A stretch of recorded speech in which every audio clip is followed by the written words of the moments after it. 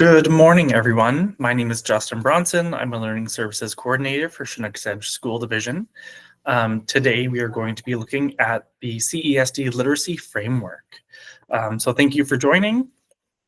And today's plan of attack is we're going to look at how to find the literacy framework, because it can be a little bit tricky to find, a reminder of the organization of the framework. So we'll look at each of the pillars briefly. So the reading readiness pillar, the word recognition pillar, the comprehension pillar, and the writing pillar. And then we'll end off by looking at some literacy resources found on the literacy framework.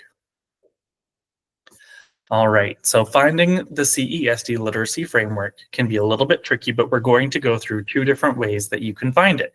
It should look like the image in the middle of your screen, and the image is linked. So if you open up this presentation, you can get there by clicking the link as well.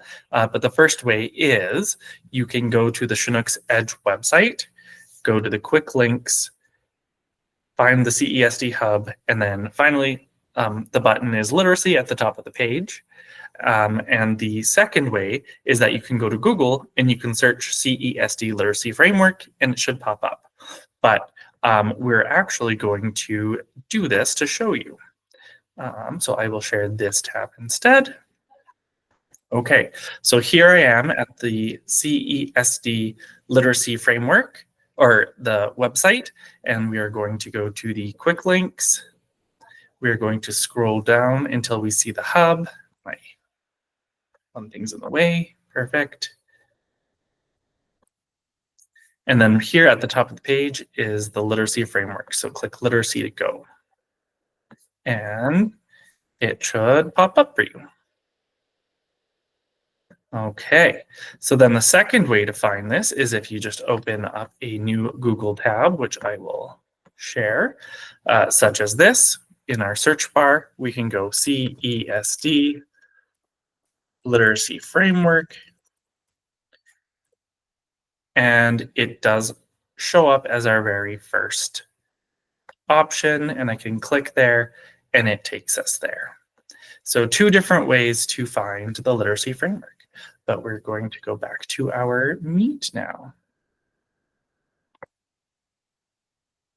All right. So those are the two ways you can get to the literacy framework. All right, it looks like this, as we just saw. And what I wanted to show you is that you can access the pillars by clicking on the pictures here. Whoa, that's fun. And here, but also if you didn't want to click on that, you can click up here on reading and writing, and that will also take you to the different sections of the framework as well. All right, so just as a reminder, every area, or almost every area of our framework has these things. It has a brief explanation of what that means, research behind it, the characteristics of a skilled reader, the clearly identified key outcomes, which are two links that will take you to either the new curriculum or the old curriculum. It includes balanced assessment practices, purposeful instructional strategies, and personalization of learning. So as a teacher, I would come and I would probably look at the purposeful instructional strategies because that would help me in my classroom right away. But if I didn't understand a concept, I would be going through all of it at once. And almost all of the areas are organized like this. Some just have a couple things in it, but you'll see. So looking at our reading readiness pillar first. Again, our literacy framework goes left to right, bottom to top for the first two pillars for sure, right? That's why there's an arrow there. So we need to look at print awareness first, followed by alphabetic sound symbol connections. So the print awareness is just the understanding that symbols have meaning and purpose, and then the alphabetic sound symbol connection is that letters are associated with specific sounds that make meaning. And again, if you had students struggling with this, you can click on either of those areas to take you to the page to dive into it a little bit deeper. The word recognition pillar comes next. And of course, again, bottom to top, we focus on phonological awareness first, followed by phonics, word automaticity, and then expression. Now, A lot of the first two pillars will be targeted at the elementary level, but if you're having a student that's struggling even in upper elementary or high school, you do need to target those skills first. So the phonological awareness is the auditory process of identifying and manipulating sounds. That's where our elementary folk really target and use the Haggerty program and potentially the UFly as well to help teach and bolster those skills to their students. Same thing with the phonics, because the phonics part is the relationship between the phonemes and the graphemes. So A says ah, right? And getting to know that bit. And again, the Haggerty and the UFly that some of our teachers might be choosing to use can target that as well. The word automaticity really looks at that high frequency word identification, word by word, and then the expression is that rhythm, intonation, and phrasing we want with highly skilled readers.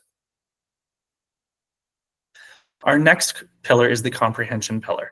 So this one is fairly robust, as you can imagine, though depending on what skill you're looking at teaching depends on which area you want to look at.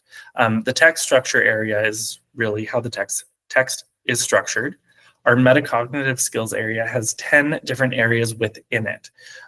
So it's very robust and it has things like making inferences, summarizing, and so you can really dig into that. The vocabulary area is there to help you bolster your students' vocabulary. And then the background knowledge is the background knowledge that the students have, or you can try and bolster to understand the context in which they're reading. Lastly, we do have our writing pillar. Our writing pillar has an assessment category, which links to a whole bunch of different areas, strategies like pre, during, and post-writing skills that are needed. That is an excellent place to look if you're struggling with how to teach writing. The skills area looks at 7 different areas needed for successful writing, and within those areas, again, are oodles of strategies that you can access. And then the key quality writing environment is outlined so that you can have the best environment possible for your students to be able to write. So now that we've gone through all the writing pillars, let's do an example. So you have a student who's struggling with vocabulary. What do you do? So I'm going to go back to the actual framework here, and I'll share the tab. So again, I can look at trying to help a student struggling with vocabulary by looking at the pillars with the drop-down menu, right? And from the metacognitive skills, you can see that there's a lot more there. There's the writing pillar. Of course, you need to pick the appropriate area for the drop-down. We've recently learned if you just click on writing, it takes you to a page that doesn't necessarily work. So make sure you go to the one you're looking for. Or you can just look at the framework here and you can see as I mouse over different areas, they light up and they're able to be pressed as a button to take you to the area.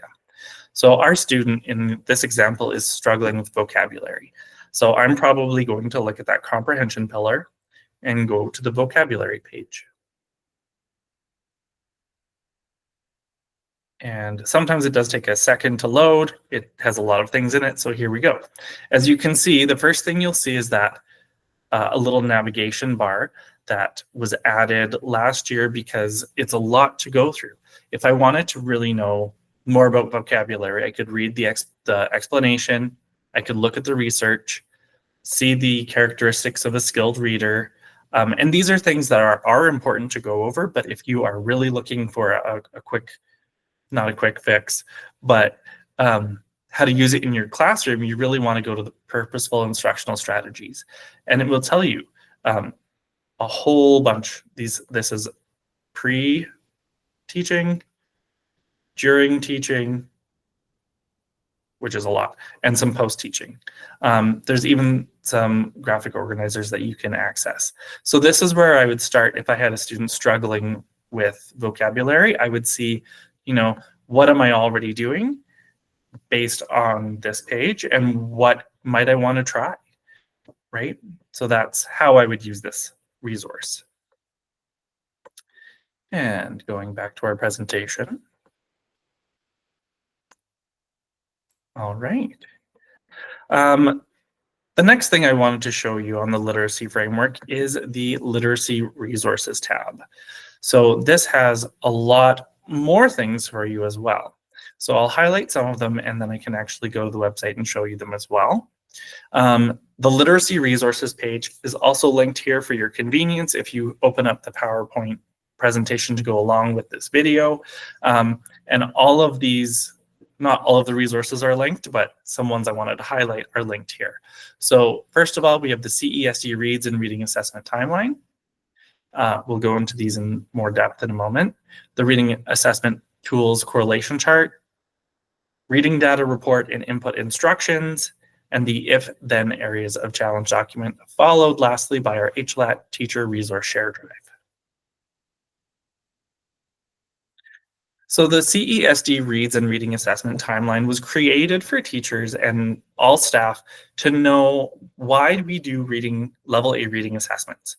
So on the first page, that's a little bit covered up here, you'll see that there's a who, how, why, what, when, FAQs to level A reading assessments.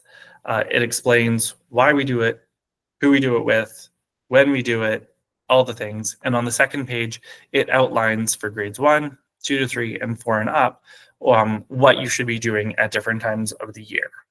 The last page in that document is support for, like, how do you monitor? What does it look like to read with your students or listen with your students? So that is a very handy document. Again, there's lots of links in it as well that you can access to help you support your level A reading assessment, or if you just want to know how to do it, a little bit more efficiently or effectively.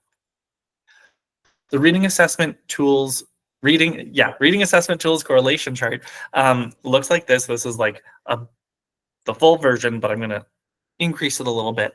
So this is what you would use depending on what reading assessment that your school uses. So in Chinook's Edge, we like to use Fontes and Pinnell, PM Benchmark, the Jerry Johns, Burns and Rowe, and then for French immersion, we have the JB Plus and the Tech Clef. Now, depending on what grade you're at, you can see that in grade 1, there is a lot of reading progress typically that is made. So depending on what tool you use, let's say my student Bobby ends up reading at a level F by the end of the year when I assess them. Now, that's level F in Fontes and Pinnell, but that could be a level 9 or 10 in PM Benchmark. So when I go into PowerSchool to update the reading data there, I would follow it across, and I imagine there's like a little line here as well, and I would place them at 1.5 because that is my interpretation, and that might vary a little bit from teacher to teacher. Grade 1 is obviously the most growth occurs, and it's the building blocks of reading.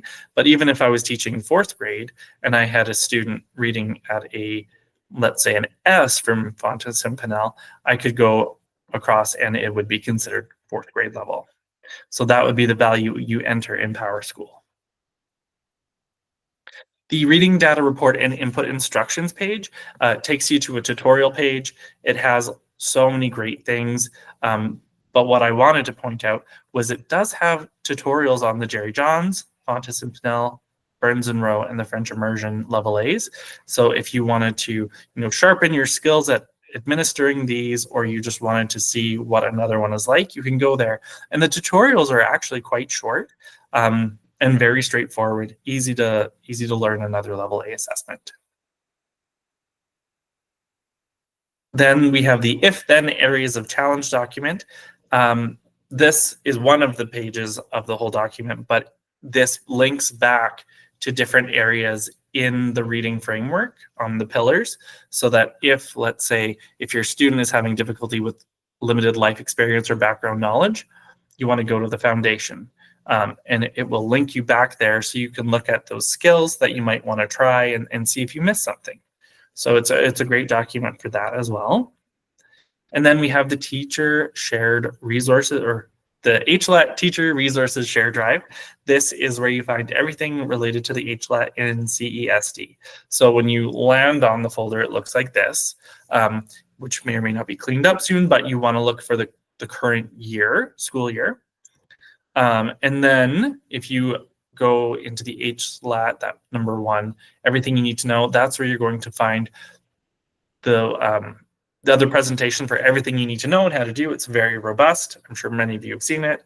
And then if you go into the forums and tools, that's where you're going to see some other things that can help you, like the classroom analysis tool for HLAT data, the different scope and sequence across all of the grades, how to do your HLAT data entry. And if you wanted specific grade level criteria that's only for your grade, you can go into this folder and they're found there as well.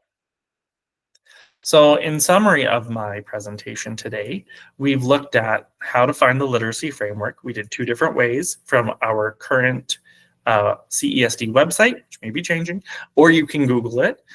We looked at the organization of the pages of the framework and what can be found on them.